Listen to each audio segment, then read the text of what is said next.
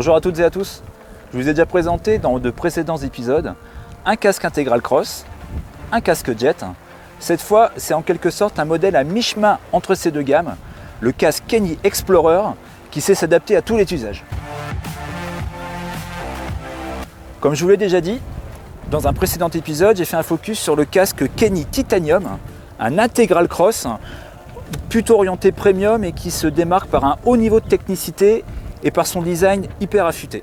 A l'inverse, j'ai déjà fait un focus sur un casque jet, le Kenny Evasion, qui est ici, un casque qui se caractérise par un rapport qualité-prix hyper avantageux et par une grande facilité d'utilisation au quotidien.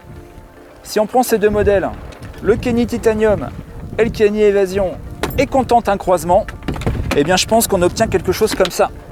Le Kenny Explorer, un casque que je qualifie de modèle bon à tout faire.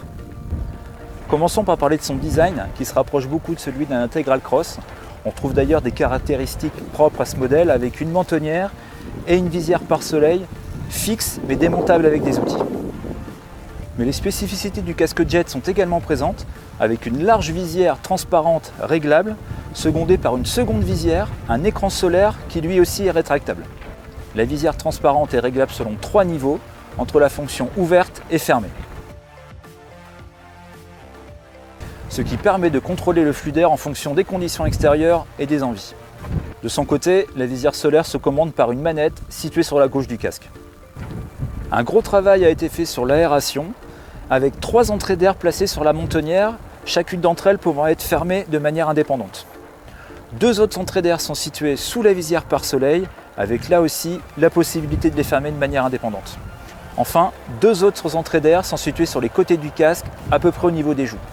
L'intérieur est plutôt classique, avec des mousses démontables et lavables, et la fermeture de ce casque s'est confiée à un système par boucle micrométrique, beaucoup plus facile à utiliser qu'un système de double boucle.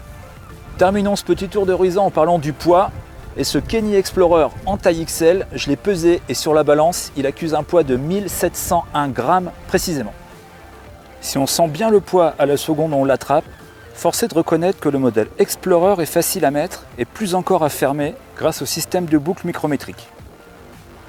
Malgré le poids, il est plutôt bien équilibré et les mousses offrent un bon niveau de confort. En roulant, j'ai particulièrement apprécié de pouvoir contrôler le flux d'air en jouant avec les différentes positions de la visière transparente. En position entièrement fermée, elle apporte une protection intégrale contre la poussière mais aussi contre la pluie. Dans cette configuration et par temps humide ou frais, je n'ai pas constaté de formation excessive de buée, ce qui est le fruit d'une bonne ventilation intérieure particulièrement efficace.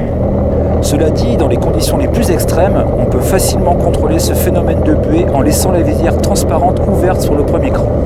La visière solaire est un vrai plus en termes de confort, même si sa manipulation aurait gagné à être plus fluide avec une manette plus douce à actionner. Ce Kenny Explorer est un véritable casque hybride, utilisable dans toutes les situations, que le pilote soit au guidon d'un quad ou au volant d'un SSV. Il est disponible en 4 coloris et celui que je vous présente aujourd'hui, c'est le mat gray que je trouve particulièrement réussi. Ce Kenny Explorer n'est certes pas le casque le plus léger de sa catégorie, mais sa polyvalence est un véritable atout pour un pilote, qu'il conduise un quad ou un SSV, à la recherche d'un casque facile à vivre, offrant un bon niveau de confort et de sécurité, le tout pour un prix assez compétitif de 219 €. Voilà, il ne me reste plus qu'à vous souhaiter de bien profiter de vos quads et de vos SSV. Bien entendu, soyez prudents et je vous donne rendez-vous la semaine prochaine pour un nouvel épisode. À bientôt!